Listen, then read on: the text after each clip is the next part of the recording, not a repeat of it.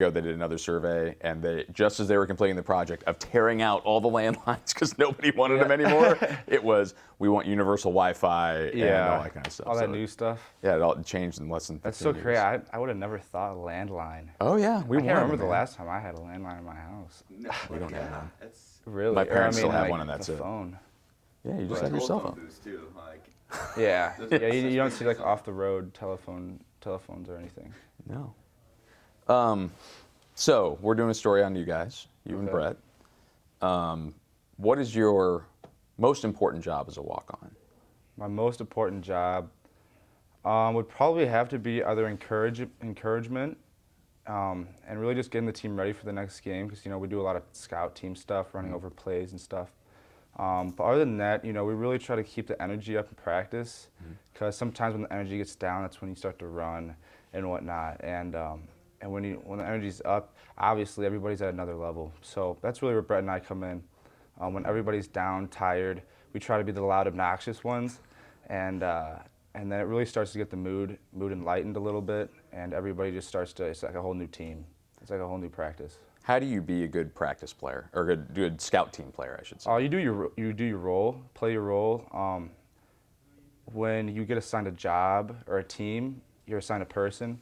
So what we do is we'll go over scout before practice, and then they'll tell you your person, and then we get like a scout team sheet, and it tells you what the person does and everything. So we really try to mimic what who our team, who they'd be guard. I'm trying to think of the wording. Yeah. But yeah, we try to do exactly what they do. If they don't shoot threes, we won't shoot threes. If they like to drive it right, we drive it right. Shot fake, whatnot. Crash the O glass. So it's really just playing the other person's team to the best of your ability. I understand mimicking, maybe the way they play or the style they play, but I mean, you can't grow 3 inches or shrink 3 inches. How do you, when you get, I mean, I'm sure they do their best, but there are times where, like, if they got like a 6'6" dude and we don't have anybody that's 6'6" on the scout team, how do you guys handle that? Yeah, I remember Taco Fall with UCF. We had Reed play Taco Fall, and then I had to play him some too. And you're what? He's 300. I'm 6'7", 220. And he's 7'6", I think 300 pounds. 300, yeah. So I had to play Taco a little bit and Reed. So it's like, how do you play someone that's 7'6" and give good looks? But you really just got to be so physical. But we won't go 100% with scout team. You don't want to hurt anybody. But you just try to be big. You try to do hook shots over people. Maybe not dunk on people like he does, but you just try to play his game. It's simple, but it's hard because I'm used to playing mine, and you have to completely change your game. You have been able to get some really good minutes, and you're in your third year. Yeah, right. So I mean, what is that feeling like when you're at the scores table? You've played a lot, but it's not. I mean, you still your opportunities are limited. Yeah. What's that feeling like when you're getting ready to check in? When I get to check in, it's a little nerve-wracking, just a little bit. And I'm a junior, and I've played like significant minutes in some games actually. So it's nothing like crazy new. But every time I go in, like, I'm just so excited. I don't think it's nervous. I'm just excited to go in, and it's just when I need a few minutes just to run my excitement out, and then I'm fine. But yeah, I just get in. It's just you have so many thoughts running through my head. I try to clear them out before I get to the scores table. But yeah, it's just exciting. Is that part of how you balance the? I'm sure the excitement, and I mean, you get in, you want to score, you want to make plays, but you also have assignments. You have stuff you need to execute. How do you balance those two things? You go in, and usually everybody's trying to find you the ball so you can shoot it, but you really have to understand your role, and you do have defensive principles that we still have to play by. I know in one of the games they weren't very happy with how I played defensively, even though it was the Wagner game, and you still have your role to play. You still I'm not a primary ball handler. I shouldn't be taking up the floor. I go set screens, pop.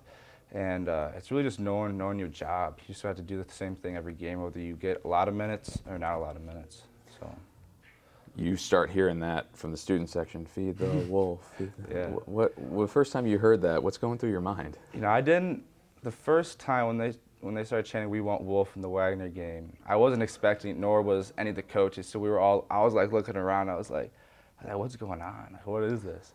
And I know Coach Nick, and they were all looking down at me cheesing. And it was surreal because I've never had that while I've been here. And then the next game, they chanted "Feed the Wolf," and I'm just hearing like people just kind of like say it a little bit, and it's like that's weird. I'm not used to it. And then you get in, and people just you get the ball, and the whole crowd goes "Wow," and you try to stay composed. You try not to like smile too much, even though inside I am, but you try to stay composed. It's a very unique kind of celebrity, isn't it?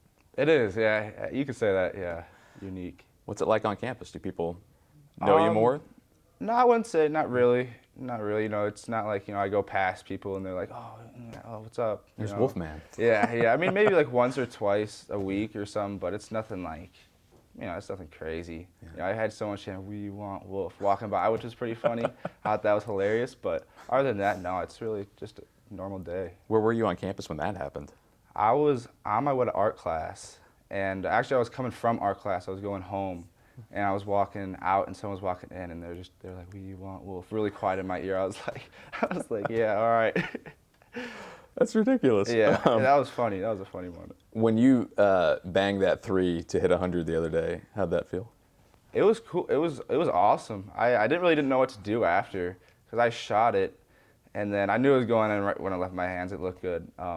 But I actually didn't know it was for 100 till I got in, and they're like, "Oh yeah, it was for 100." Like, "Oh, that was awesome." I was like, "Oh, I didn't even know that." Like that was cool. But it was cool because I know we haven't hit 100 since 2012, I think. So that was pretty special. That was a pretty cool moment. What was your celebration there? Show me that. I think I held my hand up, and then I think I did the loading. I think I did that. I think that's what I did. Was that pre-planned? No. All the celebrations just kind of go with the flow. But I think the next one will be a little bit more planned, for sure. You guys are watching these NFL guys and their choreography, right? Right. Yeah. Brett and I might have to choreography a duo thing. You guys have done a little bit of that on the bench, though, right? On the bench, we have a little bit. We haven't, not too much. With Trev not being here, Trev was the master of 3-point celebrations, so it's been a little hard for us. But no, we try to have a little bit of fun on the bench. You came here as a preferred walk-on, and I remember you telling me, you had some scholarship offers, I think D2 level, stuff like that. Yeah. Tell me again why you decided to pass on that. I decided to pass. Well, my dad was a walk-on at Marquette, and he learned a lot, not necessarily from like the scholarship guys learn a lot, but he said that being a walk-on, you have a lot of, it's a whole different experience being a walk-on. You have a lot of different responsibilities with school. School comes first for me. Obviously, that would be whether I was on scholarship or not. But, you have a whole different role. You work just as hard as everybody else. You're just not getting paid to come to school. But I came here because I took a visit, and I love the school. I was actually going to be a business major, and the business school was where I wanted to go, but I'm a communications major now, so, but as soon as I came on campus and they showed me the arena, the football stadium, the campus, it was just too hard to pass up. I couldn't do it. What do you want to do with yourself after college? I would like to own my own company one day. I would like to do that or work in for sales or do something like that. I just want to, communication is something I want to talk to people and eventually be my own boss. What are the things that you're learning from this experience that you're going to carry with you throughout your life? Yeah, there's a bunch of stuff. I think the most important thing is time management, hard work, and organization. Because with our schedule and school and everything, I'm taking 15 hours, so I really have to balance everything out with being away. All the tests and away games. We were in Florida. We came back. It was 4 in the morning, and I had a speech the next day. So it's just really balancing everything out, and I'm having to put in extra work for basketball, extra work in school with tutors and everything. So it's really just balancing everything, and I think that'll carry on through my careers in the future. You mentioned Florida. Brett told us about your guys' special 3-point celebration against Mitchell. Came up with it. What was this? I don't think I was a part of that, actually. I don't think I was a part of that. I think I was doing my own thing. What was it? I think, did they pass the 3? Did they pass out of Mitchell's 3? pocket? Yeah, he took it and then he passed it to Brett. It was something like that. I can't remember it because I wasn't even watching. Yeah. But I think I might have seen a photo. Yeah. But yeah, I didn't really pay attention. How close have you and Brett gotten? Because you're roommates. Oh, and yeah. you have this shared experience that you're Yeah. going through, which is pretty unique. It's funny, when he first came on campus, when he first came on his visit, I wasn't too sure about Brett, to be honest. Why not? Well, you know, he didn't have the best first practice and everything, but he got all his jitters out, and obviously, you know, we see what Brett can do now. But yeah, so last year I roomed with Russ and one of my other friends and Brett, and then once Russ left, we're rooming together now, and we have a unique bond. You could just say unique bond. You know, I'm sure everybody knows if you have a roommate, you know, you've been with them for multiple years, you just create a bond it's really inseparable. You know, we become best friends, and it's fun. We just have a great time. It's just, you know, it's hard to explain, but you know, it's just unique. Anything else about this whole experience that you really value, is important to you? I mean, I think more than basketball, I think the friendships that I've gotten from basketball and the feeling of family, a second family. You know, we don't get to go home and see our families every day, and I think the coaches and the players really do a good job of, you know, embracing one another. I see these guys every day. So, you know, sometimes you need a break from them, sometimes you want to go hang out with them and everything, and the coaches really do a good job of including us and, you know, their daily lives and reaching out to us, and, you know, we really do appreciate that. Brett mentioned that there's a group chat of walk-ons Yeah. from around the country. Yeah, there is. How cool is that? It's pretty cool. You know, I actually hasn't been too active lately, but Yeah, last finals, year, if it was finals, yeah.